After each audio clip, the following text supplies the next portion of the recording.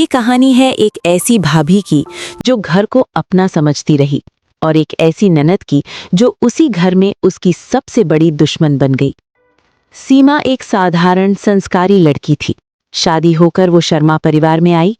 घर में थे सास कमला देवी, पति रवि और ननद पायल। पहले दिन पायल मुस्कुरा रही थी, लेकिन उसकी मुस्कान के पीछे जलन छुपी थी। पायल सोचती थी, अब ये भाभी आएगी और सबका प्यार ले जाएगी। सीमा ने हर रिश्ते को दिल से अपनाया।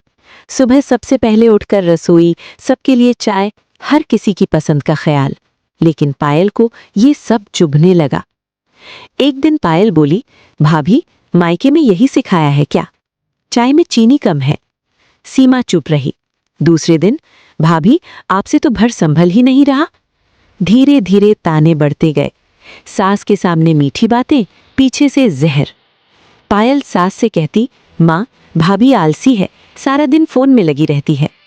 सीमा कुछ नहीं कहती, क्योंकि उसे सिखाया गया था, घर बचाना है, बहस नहीं। सीमा ने एक दिन रवि से कहा, आपकी बहन मुझे बहुत अपमानित करती है। रवि बोला, छोड़ो ना, वो छोटी है। लेकिन पायल छोटी नहीं थी, वो चालाक थी। उसने एक दिन सीमा पर चोरी का इल्जाम लगा दिया। कहा, मेरे गहने गायब हैं, जरूर भाभी ने लिए होंगे।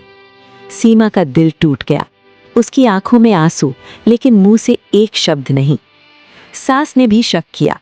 सीमा पहली बार खुद को इस घर में अकेला महसूस करने लगी। पायल ने सीमा को सबके सामने डांटना शुरू किया। मेहमानों के सामने बेइज्जती। एक दिन सीमा बीमार थी, फिर भी उससे काम करवाया गया। पायल बोली, ड्रामा मत करो भाभी, बीमारी का बहाना सब समझते हैं।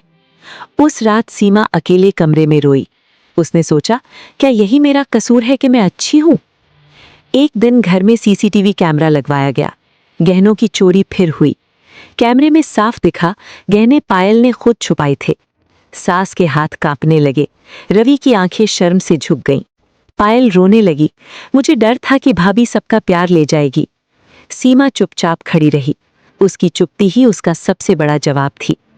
सीमा बोली, मैं इस घर में प्यार लेकर आई थी, लेकिन यहाँ मुझे हर दिन तोड़ा गया। रवि ने माफी मांगी। सास की आंखों में पश्चाताप था, लेकिन सीमा ने कहा, अब मुझे खुद के लिए जीना है। वो घर छोड़कर नहीं गई, लेकिन अब वो चुप नहीं रही। उसने अपने आत्मसम्मान की सीमा तय की। पायल ने पहली बार सीखा, रिश्ते जलन से नहीं, इज्जत से चलते हैं। समापन संदेश, हर भाभी कमजोर नहीं होती। चुप रहना हमेशा कमजोरी नहीं, लेकिन समय पर बोलना जरूरी है। और ननद भाभी का रिश्ता अगर समझ से चले तो घर स्वर्ग बन सकता है।